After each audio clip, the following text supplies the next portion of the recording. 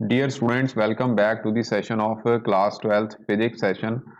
Students आज हम 3 marks के क्वेश्चन जो हैं unit current electricity, magnetic effect of electric current and magnetism, electromagnetic induction and alternating current, इन तीनों चैप्टर में से जो 3 मार्क्स के क्वेश्चन आपको सिलेबस में हैं जो पेपर में आएंगे वो हम करेंगे।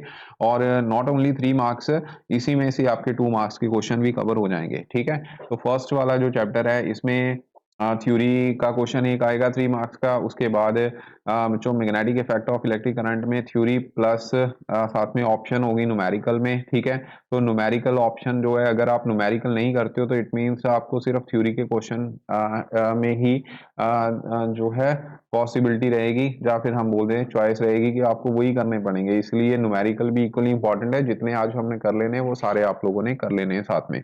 तो बच्चों पहला क्वेश्चन जो है वो ड्रिफ्ट वेलोसिटी का ही है। तो इसकी रिलेशन जो है आपने बतानी है इलेक्ट्रिक करंट के साथ क्या रिलेशन होती है। तो पहले ड्रिफ्ट वेलोसिटी को डिफाइन करना है।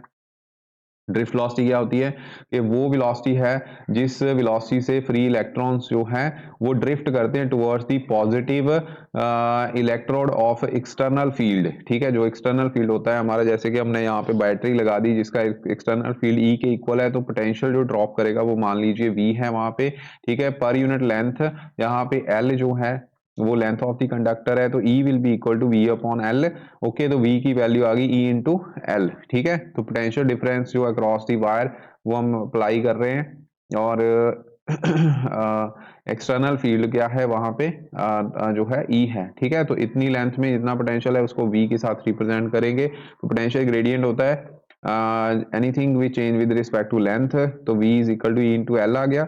नंबर ऑफ इलेक्ट्रॉन आप पर यूनिट वॉल्यूम मान लीजिए यहाँ पे स्मॉल n है, तो ड्रिफ्ट वेलोसिटी वीडी है, तो टोटल चार्ज जो रहेगा उसका फार्मूला क्या आ जाएगा n into volume into length, volume into charge on one electron. Okay, तो मतलब number of electron per unit volume A L के साथ वॉल्यूम के साथ मल्टीप्लाई हो जाएगा।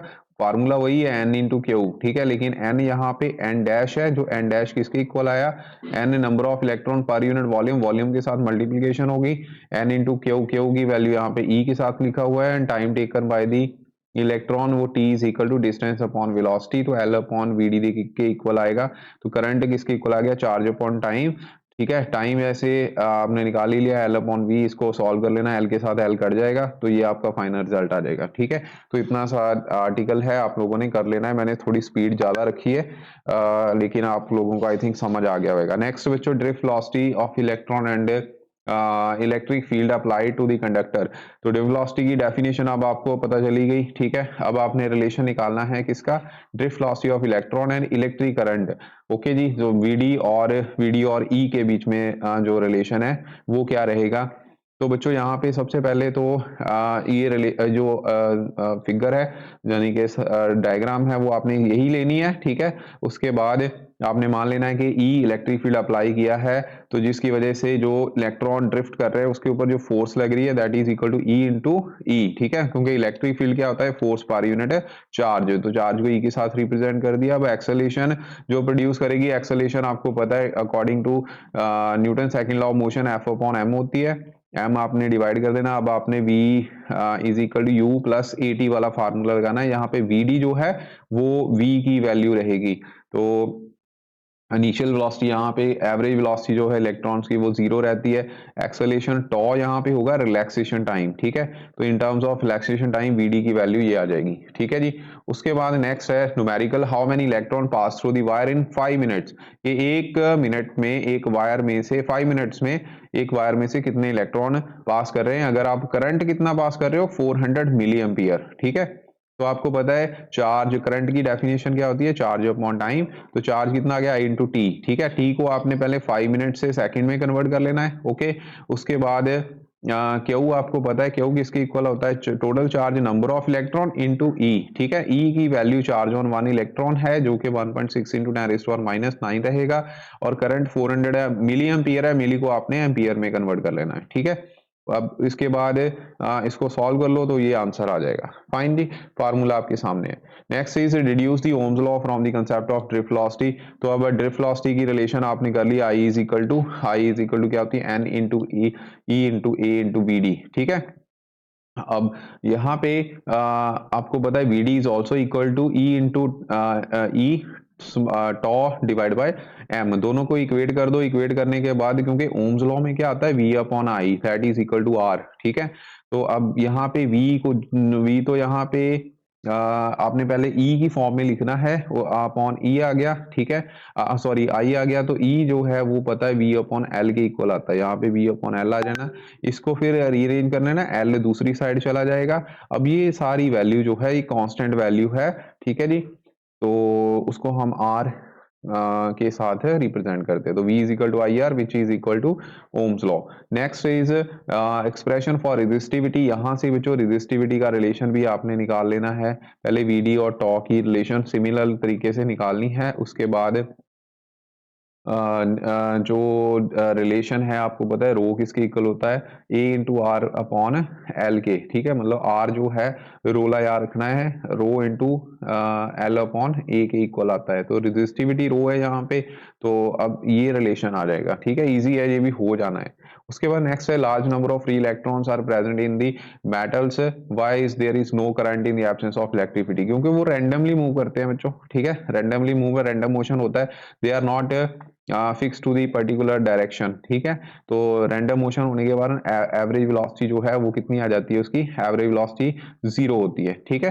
तो जैसे ही उसको इलेक्ट्रिक पोटेंशियल हम अप्लाई करते हैं, सारे के सारे इलेक्ट्रॉन जो है वो पॉजिटिव प्लेट की तरफ से सीधे हो जाते हैं, ठीक। तब हम बोलते हैं कि वहां पे करंट जो है फ्लो करेगा। नेक्स्ट किरचॉफ लॉ यूज करते हुए व्हीटस्टोन ब्रिज को बैलेंस कंडीशन लगा के, कंडीशन आपने बैलेंसिंग ब्रिज की जो है वो निकालनी है। अगर आपके पास 4 रेजिस्टेंस है P Q equal to R upon S, ये हमारा रिलेशन होता है, ठीक है जी। तो इसमें आपने 4 रेजिस्टर लगा देनी है, P Q R and S, ठीक है जी। उसके बाद इसमें बाहर से E पोटेंशियल है, तो जो I करंट है फ्लो करेगा। I करंट पहले मान लो जी जो P रजिस्टर है उसकी तरफ I1 करंट फ्लो कर रहा है, दूसरे की तरफ I माइनस I1 रह जाएगा, ठीक है जी। जंक्शन रूल लगा देना है। जंक्शन रूल लगाने के बाद उसके बाद यहाँ से करंट जो गैल्वेनोमीटर की तरफ है वो IG जाएगा, तो I1 माइनस IG जो है Q जो रेजिस्टर है उसकी तरफ फ्लो करेगा। अब ये वाला करंट और ये वाला करंट दोनों यहाँ पे पास कर जाने हैं, ठीक है। तो एंड में टोटल करंट यहाँ से जो आएगा और ये वाला, उसमें से IG कट जाना है, I1 के साथ कट जाएगा, सिर्फ I करंट बचेगा जो कि बाहर से करंट बैटरी के कारण आ रहा था, ठीक है। ये तब होगा जैसे आप कीज ऑन करोगे।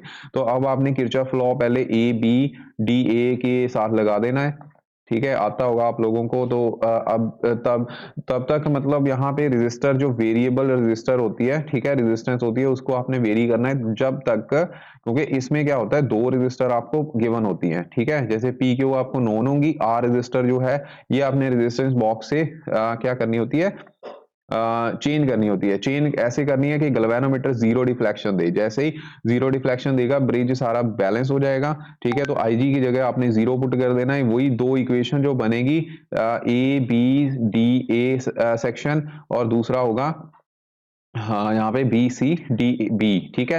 ये दोनों सर्किट में आपने जैसे किरचॉफ लॉ लगाना है, तो लगाने के बाद बच्चों IG जो है 0 करके उसको रीअरेंज कर लेना, ये इसके साथ कट जाएगा और P upon Q equal to R upon S की वैल्यू आ जाएगी। बहुत ईजी है और इंपॉर्टेंट भी है, ठीक है। आगे बच्चों नेक्स्ट न्यूमेरिकल है कि एक वायर है जिसका area of cross section 10 millimetre square है, तो मिलीमीटर यहाँ पे आ गया, उसको पहले मीटर में कन्वर्ट करो, ठीक है। ये चीजें आपको आनी चाहिए, ठीक है। 1 मीटर जो है वो 10⁻³ मिलीमीटर के इक्वल होता है, यानी कि 1 मिलीमीटर जो है 10⁻³ मीटर के इक्वल आएगा। क्योंकि स्क्वायर है तो आपने इसका भी स्क्वायर कर देना है और इसका भी स्क्वायर कर देना है, 10⁻³ कितना 6 मिलीमीटर से मीटर स्क्वायर आ जाएगा 10⁻⁻6। अब 10 साथ में था तो 10⁻5 रह गया, ओके। ये देखिए उसके बाद R जो है रेजिस्टेंस 5 ओम दी हुई है, वोल्टेज दी हुई है, N आपको number of current number of electrons जो है कितने पास कर रहे हैं वो दिए हुए हैं, ठीक है। अब VD का फार्मूला लगा के करंट की वैल्यू जो है, करंट और ड्रिफ्ट वेलोसिटी का रिलेशन लगा के आपने ड्रिफ्ट वेलोसिटी का वैल्यू जो है वो निकाल लेनी है, ओके। उसके बाद नेक्स्ट है एक नाइक्रोम की वायर है जिसकी रेजिस्टिविटी कितनी है ओमेगा, ठीक है। उसको आपने स्ट्रेच किया, 10% लॉन्गर वायर बना दी, ठीक है, खींचा उसको, खींचने से क्या हो गया, उसकी लेंथ बढ़ गई, एरिया कम हो जाएगा। तो percentage change in the resistance, resistance कितनी चेंज होगी, ओके जी। तो वॉल्यूम यहाँ पे सेम रहेगा, तो दोनों का वॉल्यूम सेम लगा के आपने R1 का पहले फार्मूला लगा देना है, फिर R2 जो है वो दोनों ही लेंथ के ऊपर डायरेक्ट रिलेशन में आएगी। अब यहाँ पे जो लेंथ है वो 10% आप क्या कर रहे हो, इंक्रीज। तो 10% इंक्रीज का मतलब है 10/100, ठीक है, ओरिजिनल लेंथ का। तो यहाँ पे L1 का 10 टाइम्स जो है 10 टाइम्स रिड्यूस कर जाएगी, ठीक है। तो वो इसमें ऐड होनी है, तो इंक्रीज कर गई एकदम से, ठीक है। तो अब इसको सॉल्व कर लो, तो 1.21 आ गया, ओके। अब percentage change in the resistance, ये दोनों R1 और R2 और R1 की रिलेशन आई है, आपने इसमें क्या करना है, चेंज का मतलब होता है R1 माइनस करना है, ठीक है। माइनस करके आपने क्या कर देना है यहाँ पे, मतलब इसको change in resistance divide by original resistance into 100, ठीक है, सिंपल सा फार्मूला है। R1 के साथ इसको डिवाइड कर दो, तो अब वैल्यू ये वाली यहाँ पे पुट करके इसको सॉल्व कर लो, 21% है, परसेंटेज चेंज इन रेजिस्टेंस आ जाएगा। इंपॉर्टेंट क्वेश्चन है, आ सकता है पेपर में। आगे what do you mean by internal resistance, internal resistance क्या होती है, जो इलेक्ट्रोलाइट ऑफर करता है। इलेक्ट्रोमोटिव फोर्स क्या होती है, जब सर्किट में कोई करंट नहीं है, मैक्सिमम ऑब्टेनेबल पोटेंशियल, ठीक है। मतलब कि अगर आप सेल मार्केट से फ्रेश लेके आते हो, तो उसकी उस टाइम पे ईएमएफ जो है वो मैक्सिमम, उसको हम बोलेंगे, जैसे होता है ना 1.5 वोल्ट का सेल होता है, तो वो उसकी मैक्सिमम ऑब्टेनेबल वोल्टेज है जब सर्किट में नहीं लगा है। इसके यूनिट भी याद रखने हैं, जॉउल पर सेकंड, ठीक है, जॉउल पर कूलम, सॉरी, ठीक है जी, वोल्ट के। और जैसे ही सर्किट को में आप सेल लगा दोगे, वो उसका पोटेंशियल डिफरेंस बन जाएगा, जिसको हम टर्मिनल पोटेंशियल डिफरेंस भी बोलते हैं, ओके। उसके बाद बच्चों इसका रिलेशन है, तो रिलेशन इंटरनल रेजिस्टेंस का आपने कैसे निकालना है, आपने मान लेना है कि आपने एक सेल लगाया, रजिस्टर में वोल्टेज अप्लाई कर दी, ओके। तो उसके बाद अब ये रेजिस्टेंस उसके साथ जो बैटरी लगाई है, ठीक है, रजिस्टर के साथ वो सीरीज में है, तो टोटल रेजिस्टेंस जो है वो ऐड हो जाएगी, और potential difference across the internal resistance वो I इंटू स्मॉल आर आएगा, ठीक है जी, V की वैल्यू। अब पोटेंशियल ड्रॉप कर जाएगा, ड्रॉप करके कितना आया, E minus I into R. अब आई की वैल्यू आ गई E upon R plus small R, ठीक है। इसको आप सॉल्व कर लो, आपको ये रिलेशन मिल जाएगा। ये भी इंपॉर्टेंट क्वेश्चन है, आ सकता है पेपर में। Next is what happen to the drift velocity of electron to the resistance if the length of the conductor is double. कि ड्रिफ्ट वेलोसिटी क्या होगी, देखिए ड्रिफ्ट वेलोसिटी इनवर्स रिलेशन में होती है, ठीक है। अगर आप किसी भी कंडक्टर की लेंथ को डबल कर दोगे, तो ड्रिफ्ट वेलोसिटी उसकी कम हो जाएगी, ठीक है, हाफ हो जाएगी ओरिजिनल वैल्यू से, क्योंकि यहाँ पे डबल है, ओके, क्लियर। नेक्स्ट क्वेश्चन है, वायर रेजिस्टेंस 1 ओम है, उसको आपने डबल लेंथ के साथ स्ट्रेच कर दिया। अब न्यू रेजिस्टेंस किसके इक्वल आएगा, तो बच्चों यहाँ पे आपने क्या करना है, दो तीन वे होते हैं, ठीक। मैं अगर आपको सिंपल सी बोलूँ, तो आपने ये याद रखना है कि जो आर डैश है वो n स्क्वायर टाइम्स r का होता है, ठीक है। तो मतलब यहाँ पे जितना आप करोगे, ये चेंज करोगे, जितनी लेंथ इंक्रीज करोगे, जैसे कि इसने लेंथ उसकी डबल कर दी है, डबल करी है, तो डबल करिए, तो बच्चों n टाइम्स, यानी कि n की वैल्यू 2 आ गई इंटू आर, ठीक है, तो ये बन गई 4r, 4 टाइम्स बढ़ गया। ये सिंपल सा फार्मूला है इसका, ठीक है। तो अब 4r की वैल्यू 1 आ गई, तो ये आ जाएगा 4 ओम। देखिए यहाँ पे 4 ओम आ रहा है, इतना लंबा चौड़ा करने की जरूरत नहीं है, सीधा ये फार्मूला याद रखो, okay.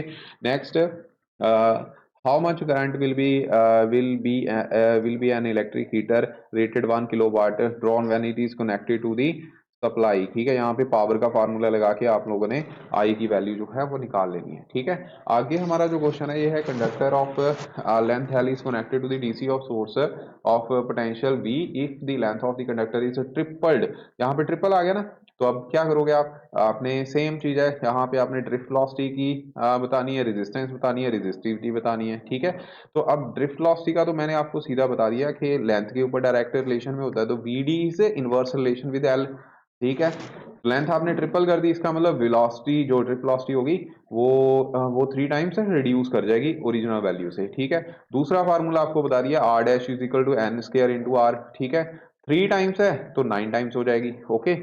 New resistance, length 3 time हुई, रेजिस्टेंस कितनी होगी, 9 टाइम्स, 9 इंटू आर आ गया, ओके। आर की वैल्यू जितनी दी हुई है, दी नहीं यहाँ पे, तो सीधा आ जाएगा, रेजिस्टिविटी विल रिमेन सेम, ये क्वेश्चन इंपॉर्टेंट है। रेजिस्टिविटी क्या होती है, वो नेचर ऑफ मटेरियल पे डिपेंड करती है, ना कि उसकी डायमेंशन पे। Okay, resistivity will be same. Okay, next question है, ग्राफ आपको दिया हुआ है डिफरेंट टेम्परेचर पे T1 T2 as shown in a figure, which of the temperature T1 and T2 is higher, कौन सा टेम्परेचर ज्यादा है।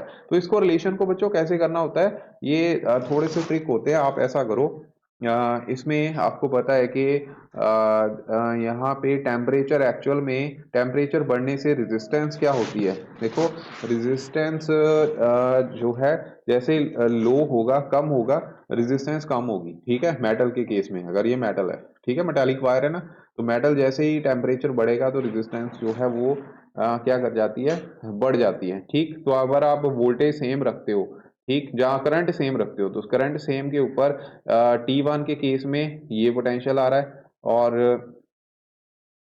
करंट सेम रखने से, ठीक है, और इस केस में ये वाली T2 के केस में ये वाला वोल्टेज आ रहा है। ठीक है जी, तो करंट सेम कर दिया, इसका मतलब रेजिस्टेंस V अपॉन आई, करंट आपने सेम कर दिया, तो जिसका पोटेंशियल ज्यादा उसकी रेजिस्टेंस भी ज्यादा। ठीक है, तो जिसकी रेजिस्टेंस ज्यादा उसका टेम्परेचर भी ज्यादा, तो इसका मतलब रेजिस्टेंस किसकी ज्यादा हो रही, पोटेंशियल जिसका ज्यादा है वो T2 वाले का हो गया, इसका मतलब T2 की वैल्यू T1 से क्या है, ज्यादा है। ठीक है, दो तरीके होते हैं, जैसे आप करना चाहते हो ऐसे कर लो। इंपॉर्टेंट क्वेश्चन है अगेन। ठीक है, next is obtain the expression for maximum current through the register when cell are connected in series. ये बच्चों सीरीज वाला है, सीरीज में डायरेक्ट आपने ये वाला रिलेशन आएगा। ठीक, नंबर ऑफ सेल्स को जो है वो n इंटू ई कर देना, divide by total resistance, resistance बाहर वाली एक ही रहेगी, इंटरनल रेजिस्टेंस ऐड होगी, तो करंट ड्रॉन आप ऐसे निकाल सकते हो। ठीक है जी, सिमिलरली बच्चों पैरेलल कॉम्बिनेशन में होता है, पैरेलल में सिर्फ रिलेशन यहाँ पे रेसिप्रोकल रिलेशन में आता है। ठीक है, तो ये भी कर लेना है। आगे है, explain how meter bridge is use to find the unknown resistance. तो अननोन रेजिस्टेंस बच्चों यहाँ पे मीटर ब्रिज है, आपको पता है मीटर ब्रिज में आपने क्या करना है, एक पॉइंट आएगा, जॉकी ऐसे लगेगी, जिस पॉइंट पे जाके क्या होगा, उस पॉइंट पे जाके बच्चों नल पॉइंट आ जाएगा, तो वो लेंथ आपने नोट कर देनी है, क्योंकि resistance is directly proportional to length. इसका मतलब आप पी अपॉन क्यू जो मीटर ब्रिज का रिलेशन है, ठीक है, वो लगा के, स्लाइडिंग ब्रिज इसको हम बोल देते हैं, स्लाइड वायर ब्रिज, ठीक है, वो लगा के यहाँ से अननोन रेजिस्टेंस हुआ है फाइंड आउट कर सकते हो। और आपको पता होगा रेजिस्टेंस बॉक्स से आपने निकालनी है, पी और क्यू की कहाँ से आ गई, एल अपॉन 100 माइनस एल, क्योंकि मीटर ब्रिज में टोटल लेंथ कितनी होती है, 100। ठीक है, तो ये रिलेशन ऐसे निकलना है, पूरा इन्होंने ऐसे दिया हुआ है। ठीक है, तो ये आपने ऐसे कर लेना है, फटाफट हो जाएगा, कोई इशू वाली बात नहीं है। ठीक है, मैंने ज़्यादा टाइम भी वेस्ट करना। आगे बच्चों, आगे नेक्स्ट हमारा जो चैप्टर है ये है magnetic effect of electric current. इसमें टॉर्क वाला फार्मूला आप लोगों ने अच्छे से कर लेना है, this is very much important. ठीक है जी, टॉर्क वाला अच्छे से कर लेना प्लीज, ये इंपॉर्टेंट है, आ जाएगा पेपर में। Next is derive the expression for force acting on A current carrying straight conductor in a uniform magnetic field, and name the rule used to determine the direction of this force under what conditions this force is maximum and zero। Okay, तो इसके लिए आपने conductor रखना है, P Q conductor है आपके पास, P Q है ना, हाँ पी क्यू है। ठीक है, तो उसका ड्रिफ्ट वेलोसिटी का फार्मूला जो है, ये फोर्स जो है बिल याद रखना होता है, बिल BIL। ठीक है, B stand for magnetic field, I stand for current and L stand for length of conductor, और ये वेक्टर क्वांटिटी है, इसलिए वेक्टर फॉर्म में ऐसे लिखा जाएगा, एल और बी के बीच में जो एंगल है वो रहेगा। ठीक, मैक्सिमम फोर्स कब होगी, क्योंकि क्रॉस प्रोडक्ट आ गया तो क्रॉस में साइन थीटा आएगा, साइन थीटा यहाँ पे मैक्सिमम, वहां पे फोर्स भी मैक्सिमम। ओके जी, तो डायरेक्शन जो है फ्लेमिंग लेफ्ट हैंड रूल से हम निकालते हैं। Important question again. आगे बच्चों गैल्वेनोमीटर है, गैल्वेनोमीटर को हमने यहाँ पे जो कन्वर्ट करना है वोल्ट मीटर में, और ऐसे ही एम मीटर में कैसे हम कन्वर्ट कर सकते हैं वो है। ठीक है, एम मीटर में कन्वर्ट करने के लिए आपको याद रखना है कि जो शंट रेजिस्टेंस लगानी होती है, ठीक है, गैल्वेनोमीटर के साथ जब शंट लगेगी तो वो पैरेलल में लगेगी। ठीक है, ये याद रखना है एमीटर के केस में, तो वो क्योंकि शंट क्या है, स्मॉल रेजिस्टेंस होती है, जैसे आप इसको लगाते हो तो जो एमीटर होता है, एमीटर इसे लो रेजिस्टेंस डिवाइस। ठीक है, तो लो रेजिस्टेंस कैसे बनाओगे इसको, अगर आप गैल्वेनोमीटर की जो भी रेजिस्टेंस है उसके साथ आप शंट रेजिस्टेंस लगाओगे तो पैरेलल कॉम्बिनेशन में। ठीक है, वोल्ट मीटर एक हाई रेजिस्टेंस डिवाइस होता है, इसीलिए यहाँ पे रेजिस्टेंस के साथ गैल्वेनोमीटर या गैल्वेनोमीटर के साथ रेजिस्टेंस को पैरेलल में लगाना है। ठीक है, बाकी तो ओम्स लॉ है बच्चों। ठीक, पोटेंशियल आपने इक्वल कर देना है, ठीक है जी, क्योंकि पैरेलल कॉम्बिनेशन में पोटेंशियल सेम होता है, तो वो पोटेंशियल सेम करके एस की वैल्यू निकाल देनी है, और दूसरे में आपने ओम्स लॉ लगा के वहां से आपने वोल्टमीटर में कन्वर्ट कर देना है। ओके, इजी है। नेक्स्ट हमारा क्वेश्चन है ampere circular law, again very much important. जैसे गॉस थ्योरम थी ना, गॉस थ्योरम हमने करी थी, जो Q अपॉन एप्सिलॉन नॉट, ऐसे ही बच्चों एम्पियर सर्कुलर लॉ होता है। इसमें बी की जगह यहाँ पे ई की जगह बी आ जाता है, डी एस एरिया की जगह लेंथ आ जाती है, और चार्ज की जगह करंट आ जाता है, एप्सिलॉन की जगह म्यू नॉट आ जाता है, जो कि डायरेक्ट मल्टीप्लाइंग होगा। ठीक है, तो ये मैग्नेटिक फील्ड एक रिंग ऑफ कंडक्टर, रिंग के साथ आप फील्ड में निकालोगे मैग्नेटिक फील्ड का रिलेशन, इसमें बी डॉट डी एल कर देना है, बी की वैल्यू पुट करके इसको सॉल्व कर लो, आंसर आप मिल जाएगा। इंपॉर्टेंट क्वेश्चन आ सकता है पेपर में। आगे बच्चों नेक्स्ट आपने टॉरॉयड के लिए एम्पियर सर्कुलर लॉ यूज करते हुए रिलेशन निकालना है बी और, यानी कि जो एक्सप्रेशन फाइंड आउट करना है मैग्नेटिक फील्ड, ठीक है, टॉरॉयड करंट के कारण। तो अब एम्पियर सर्कुलर लॉ याद रखना है, ठीक है, और इसमें जो बी और डीएल में एंगल है वो cos 0 आएगा, वैल्यू पुट कर देना, यहाँ से बी की वैल्यू जो है निकल जाएगी। ओके, इजी है और इम्पॉर्टेंट भी है। आगे बच्चे possible causes of earth magnetic field, ये बच्चों आयनाइज गैस हो सकती है, मोल्ट अर्थ की रोटेशन भी हो सकती है, या मोल्टन चार्ज की वजह से हो सकता है। ठीक है, आगे बच्चों ये भी इंपॉर्टेंट है, न्यूमेरिकल है, क्योंकि इसमें भी आपको न्यूमेरिकली आना है। तो circular coil of wire consisting of 80 turns each of radius 8 centimeter carrying a current of 0.5 ampere, calculate the magnitude of magnetic field at the center of coil। ठीक है, सेंटर ऑफ कॉइल में आपको पूछा गया है। ओके, जो मैंने पीछे वाला चैप्टर था ना करंट इलेक्ट्रिसिटी, उसमें न्यूमेरिकल इसीलिए करवाए क्योंकि 2 मार्क्स में भी आने हैं, तो यहाँ से 2 मार्क्स की आपके कवर हो रहे हैं। तो ये तो बी जो है सीधा फार्मूला लगा के 2 पाई एन रिंग के लिए है। ठीक है, सेंटर ऑफ, ये इंपॉर्टेंट क्वेश्चन है, आएगा पेपर में। ठीक है, न्यूमेरिकल इंपॉर्टेंट है, आ सकता है। आएगा का मतलब ये नहीं कि आ ही जाना है, आएगा। ठीक है, तो मतलब आ सकता है। ठीक है, आगे ये बच्चों declination, dip and horizontal component, ये अच्छे से कर लो। ठीक, ये आप लोगों को आने चाहिए, आप लोगों ने किए होंगे। ठीक, एंगल होता है मैग्नेटिक मेरिडियन का पता हो, जियोग्राफिक मेरिडियन का पता हो। जैसे कि अर्थ का फील्ड है, तो जियोग्राफिक मेरिडियन ये है जो अर्थ के बीच में एक मैग्नेट है, जिसको हम अज्यूम करते हैं टिल्टेड है किसी एंगल पे, उसका वो मैग्नेटिक मेरिडियन है होगा।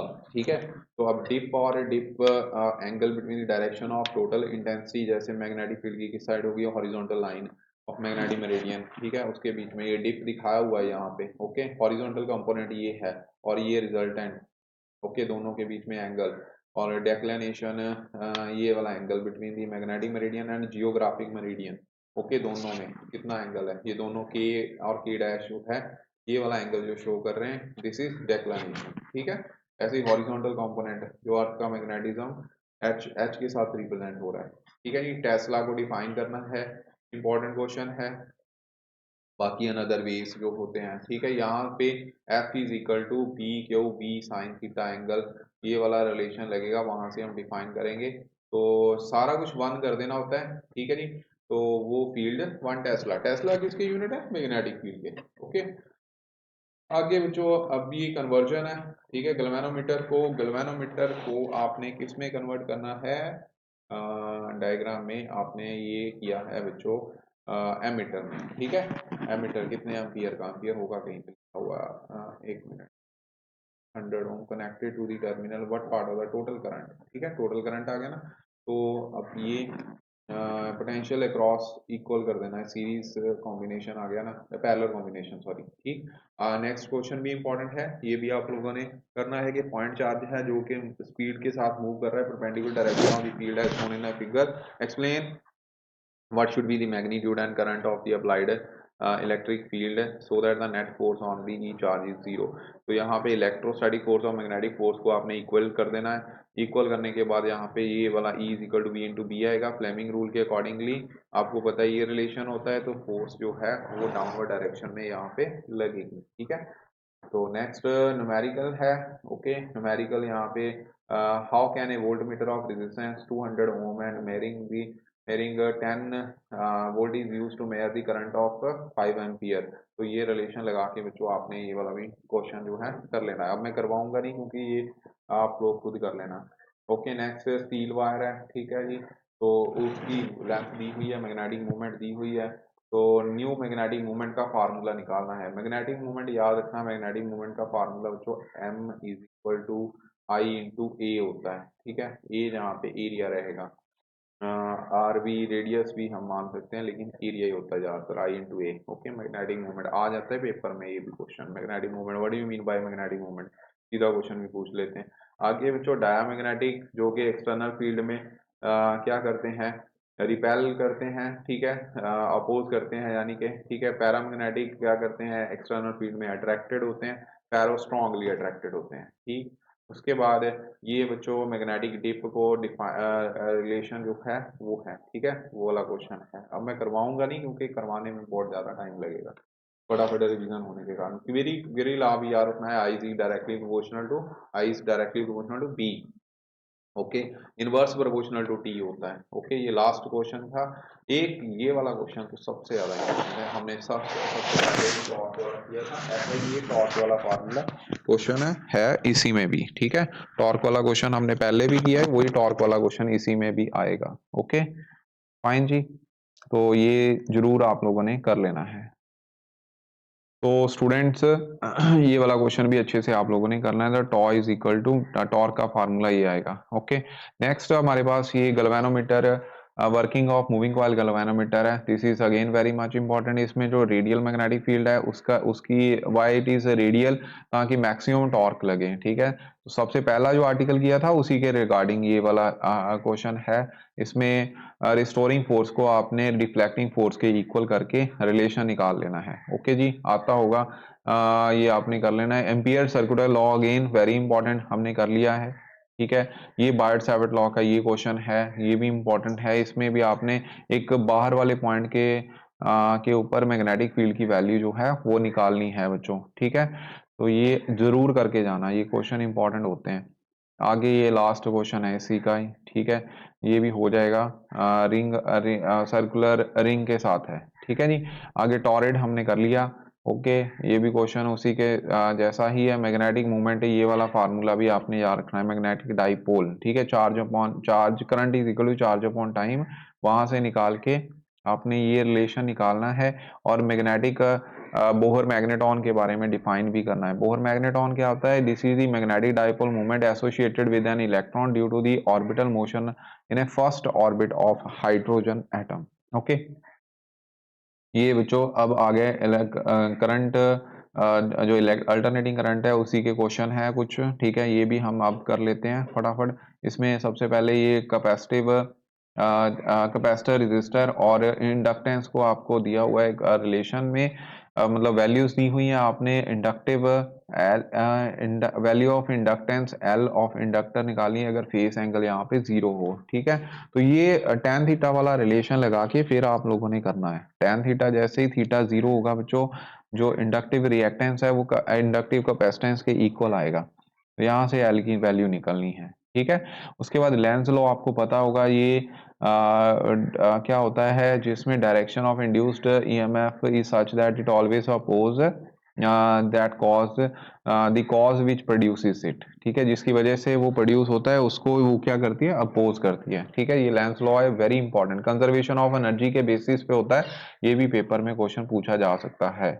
Okay, next law of electromagnetic induction. इसमें सबसे पहले है कि जैसे ही फ्लक्स चेंज करेगा, फ्लक्स चेंज करने के साथ इंड्यूस्ड ईएमएफ जो है वो इंड्यूस करेगी, ठीक है। और इंड्यूस्ड ईएमएफ जो है, जो इंड्यूस्ड ईएमएफ वहां पे करनी है, इंड्यूस करनी है, that will be directly proportional to the rate of change of electric flux. और नेगेटिव साइन यहाँ पे शो करता है कि जो इंड्यूस्ड ईएमएफ है उसकी अपोजिंग नेचर होती है। दोनों इंपॉर्टेंट है, ये क्वेश्चन आ जाएगा पेपर में, ठीक है, आएगा।